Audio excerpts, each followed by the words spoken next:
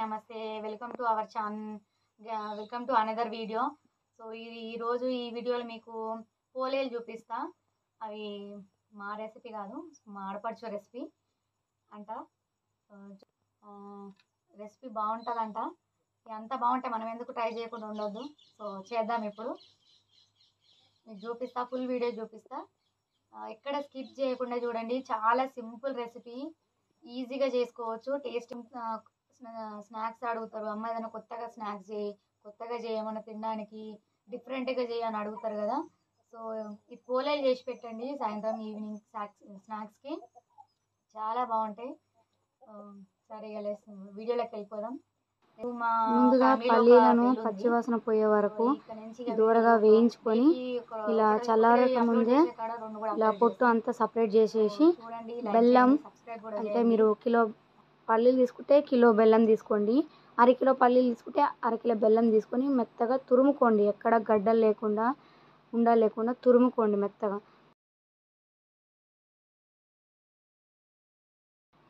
వేయించిన పల్లీలను మిక్సీ పట్టుకోండి మెత్తగా, మంచిగా ఎక్కడ ఇట్లా పల్లీలు ఇట్లా గట్టిగా లేకుండా మెత్తగా పట్టుకొని ఇట్లా ఒక గిన్నెలో సపరేట్గా వేసేసుకోండి.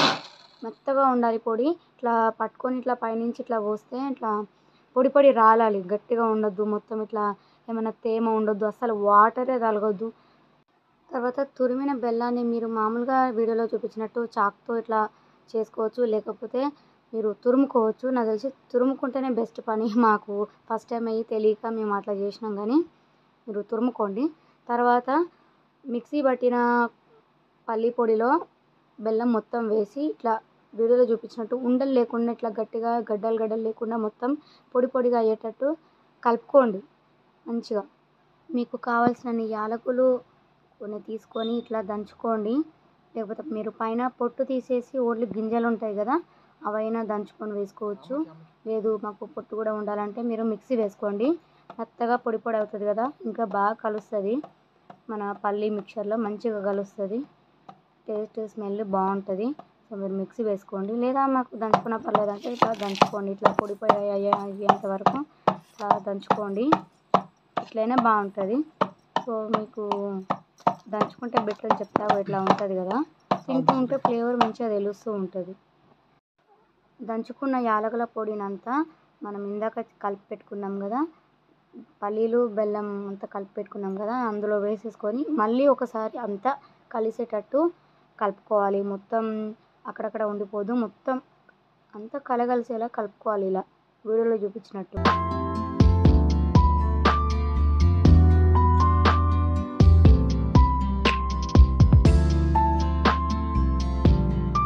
ఇప్పుడు మనం పిండి కలుపుకోవాలి.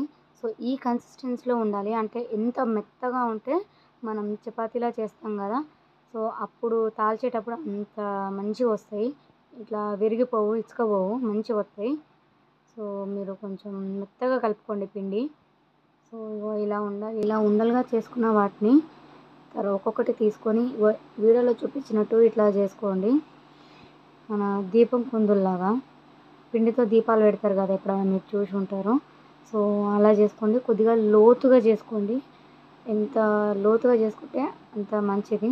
సో లోతుగా చేసుకుంటే ఎందుకు ఏం యూజ్ అంటే పూర్ణం ఎక్కువ పడుతుంది.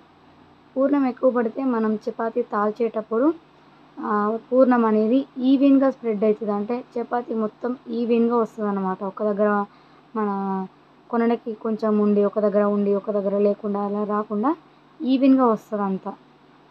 సో వీడియోలో చూపించినట్టు ఇట్లా పూర్ణం నిండుగా పూసుకొని లైట్గా కొంచెం లైట్గా అట్లా లోపలికి ఇట్లా లైట్గా ఒత్తుకొని ఇట్లా కార్నర్స్ అన్ని ఇట్లా దగ్గరికి ఒత్తేసుకోండి, మూసేసుకోండి.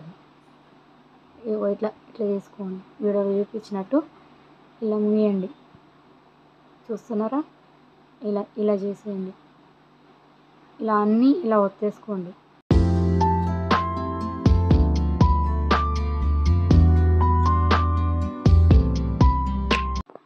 అరచి అంత వెడల్పుగా ముద్దని ఒత్తుకున్న తర్వాత ఇలా పిండిలో మొత్తం ఇలా డిప్ చేసుకోండి.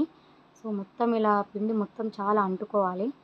అలా అంటుకున్న ముద్దని ఇట్లా తాల్చుకోవాలి. కొంచెం అంటే మరీ ప్రెషర్ పెట్టకండి అస్సలు, మొత్తం ఇట్లా చితికిపోతాయి. అంటే ఇట్లా ఇచ్చుకపోతాయి దేని దానికి. సో నైస్గా స్లోగా చేసుకోండి. ఇట్లా మన రఫ్గా మన చపాతీ కనుక చేసినట్టు ఇట్లా దబా దబా స్పీడ్గా చేయొద్దు, నెమ్మదిగా చేయాలి ఇది. ఎందుకంటే అట్లా దబదబా చేస్తే ఏమవుతుందంటే ఇట్లా ఇసుకపోతాయి అన్నమాట, చీల్చుకపోతాయి. సో ఇలా నెమ్మదిగా పిండి అద్దుకుంటూ పైన పిండి ఖచ్చితంగా పోయాల్సింది, కొంచెం ఎక్కువే పోసుకోండి. ఎక్కువ పోయడం వల్ల ఏంటంటే పిండి కొంచెం వెడల్పుగా వస్తాయి, సాగుతుంది. వెడల్పుగా వస్తాయి, కొంచెం ఇట్లా చెనుకకుండా ఉంటాయి, ఇసుకపోకుండా ఉంటాయి పిండి అద్దడం వల్ల. సో పిండి మీరు మారుస్తూ కాలుస్తారు కదా, సో ఖచ్చితంగా రెండు వైపులా పిండి అద్దుకోండి. ఇలా వీడియోలో చూపించినట్టు పిండి కొద్దిగా అద్దుకుంటూ నెమ్మదిగా తాల్చుకోండి. చూస్తున్నారా ఇలా ఇలా ఇలా చేసుకుంటూ ఉంటే అవి చెనగవు, ఇసుకపోవు. నీట్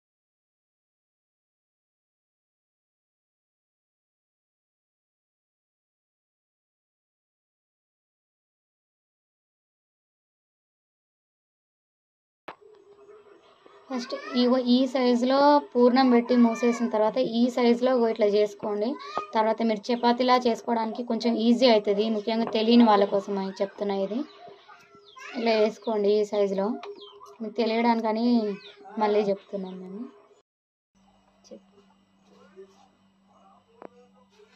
సేమ్ యాజ్ ఇట్ చపాతీలానే ఇట్లా తాల్చుకోవాలి. తిప్పేసిన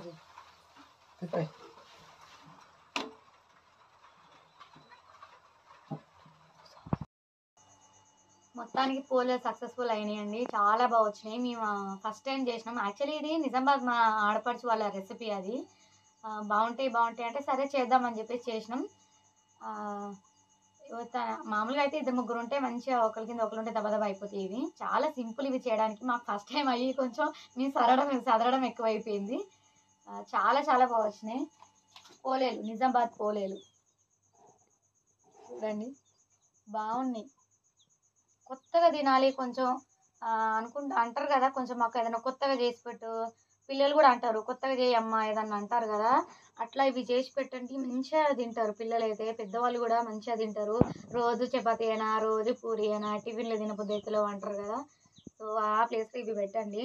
ముఖ్యంగా ఈవినింగ్ స్నాక్స్లోకి అయితే ఇవి చాలా బాగుంటాయి, ఎంజాయ్ చేయొచ్చు తినకంట. మంచిగా ఉన్నాయి, క్రిస్పీగా కూడా ఉన్నాయి చూడండి, టేస్టీగా కూడా ఉన్నాయి, మంచిగా ఉన్నాయి. చాలా బాగున్నాయి, టేస్ట్ కొత్తగా ఉంది. నిజామాబాద్ రెసిపీ కదా. మన ఛానల్ని సబ్స్క్రైబ్ చేయండి ప్లీజ్, లైక్ చేయండి. చూస్తున్నారు కానీ సబ్స్క్రైబ్ చేయట్లేదు, లైక్ చేయట్లేదు అండి. కొంచెం సపోర్ట్ చేయండి. మీరు ఇచ్చే ఒక్క లైక్, చేసే ఒక్క సబ్స్క్రైబ్ నాకు చాలా ఎంకరేజింగ్ ఉంటుంది, బూస్టింగ్ ఉంటుంది. నాకు ఇంకా వీడియో చేయాలనిపిస్తుంది. So please support me, please support our channel. Super ఉన్నాయి.